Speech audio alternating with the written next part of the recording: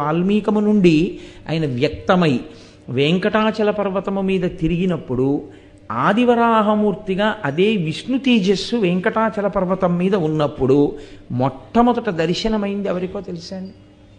ఆయన ఎవరి చేత్తో తీసుకొచ్చి పెట్టిన పదార్థములను రోజూ తినేవారో తెలుసా? శ్రీదేవి భూదేవి సహితుడై చతుర్భుజుడైనటువంటి వెంకటేశ్వరుడిగా ఆయన తిన్నది ఒక బోయవాని చేతితో తిన్నారు.